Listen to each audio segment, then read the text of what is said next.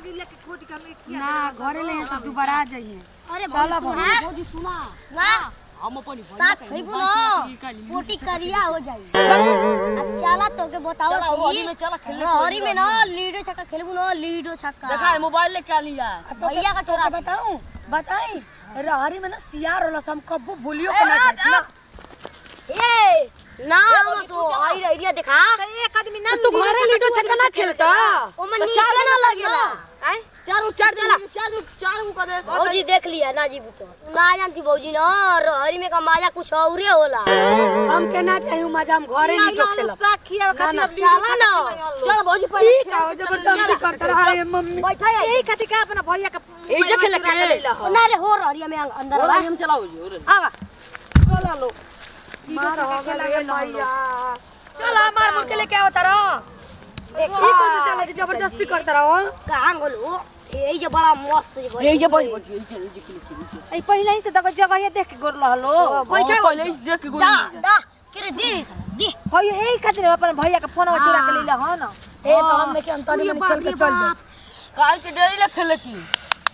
का ठका चुरा के ले काई नहीं जा ले ला इको खुदरा पाप हो बड़ी महकत हो बैठा भौजी बैठा ए काट है गाड़ा खातिर त लेल बड़ा लो देखिए ये देखा त ए कुछ ना पहले जन्म का सर गिरा बैठा हगल को कुछ पहले जन्म के खेलना तो आज परिया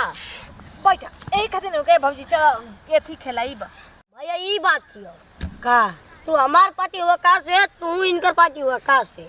जी हारी उ चुम्मा दे। चला ठीक बा हमार त जी हारे के संभावने नहीं के चला हम ये तो बुझाता कि पकड़ाई म अरे चला भौजी खेलाई ला सर पक्का पक्का बात सुना एगो तू हमार बात वो दिन कहला कि जे जीत जाई जे हारी उ लोग लगता खियाई आ जे जीत जाई उ खाई तो तू हम जीता रही आ तू हारे रह तो खियले लंग लातवा बड़ा उतर चुम्मा लेबे सुन ल तू कहत रहला पहले तोने में धोखा देलू लो पस होइया जब हम लोग धोखा दे जा तो कॉल लोग चुम्मा देवे के भाग गेलू बुलवा के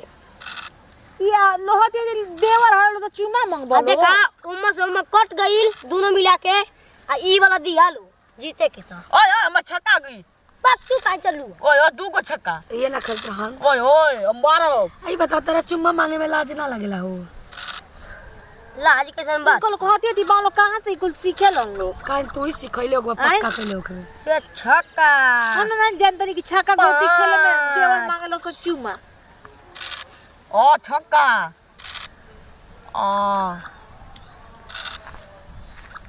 देख भौजी में डाल बहुत तेज होला का डाल डाल मतलब जई लगी ना तो तू चल अपनी घर में फीस खोले के पड़ी नहीं ओके काटल काला ले तू गइली के हो मार देनी एक जना की अब तू हुआ गवा अब बाबू हमारा ना खिलाए वाला तू जानत रह नु हो जानत हम कुल नहीं की खेले जानती अब देखा लो तो लो आई दोनों जानी गोइया रा बोली हां भाई गोइया रे ना लइका लइका एक और लइकी लइकी एक सही है ना ठीक तो जाओ हम बैठा नहीं ठीक है चले चल चला तोर परिया नहीं तोर पर रे ना माना पड़ी हमारे दियो ई का हो मत पा तारा बक बेटा हुआ पाल भोरे उठ आई पाल लो तू बदले हो अपन दुनिया जानी पाल दिलो मन के लगाओ ये तो हो भोरे उठी उठ कहां के जालो बहुत ये रोला का गप गप साग खातरी मार देखो तनी के सर नहीं बुझाता के कालरा हो जाई अपने पात के मर के लगाव थुलो तो लगा लाज नहीं के लागत हो जब तो चल नहीं कल को टटी ना करे भोरे भोरे उठ के हम क्या करत एकदम भैया पता ना गिन गिना के रे ओही जे लोटे पुट लग ऐसा पता ना सारा की मार बेहोश हो गई लतिया यार भैया पागल है नु हम कमर ओढ़ले रहनी कमल ओढ़ले रहनी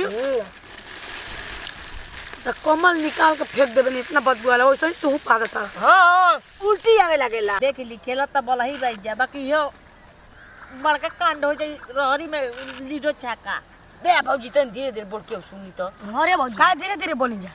काय बोल जाओ धीरे धीरे घर से कोई के धीरे धीरे ले ला लो के खेते ले ला लो के साग खाए चला लो ये हाथ में साग खोट के ले आता फुसला के क्या गिरा के दोस्त दनी अब मैं होती तो नाचती मत तो बुझा दानु हां की लीडो खेलत खेलत हरिया एकदम काहे के ना से के रहरिया पत्ते सल मानो के रहरियो ना पड़ी सोचले कि मंडा लहर कोई बढ़िया रहर तो पूरा रहर झुरा के एकदम फूल खुला ना तो एगो खुल गई सोई करे हो कटले बा ओम फूल देख हमर का कितर बनाओ देख कैसे यार तारा देख देख हां एगो और खोल देनी आई लुकुर हमार का चलता रह दनिया ये हमारे तो चल देता हम लोग का करवाओ थो मैं ये तो का करवाओ थो ये दोनों से पूछ ली एक का ये रहर ये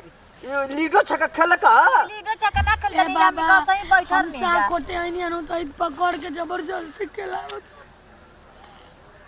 बड़ा मासूम लगत हो लेकिन रोका बोका खेलत हो आयो रे मां हां नोटिया के चोदल पीटे बाबा अरे बहनी तनी शर्म करो अपने मेहरारू का गाना बेच के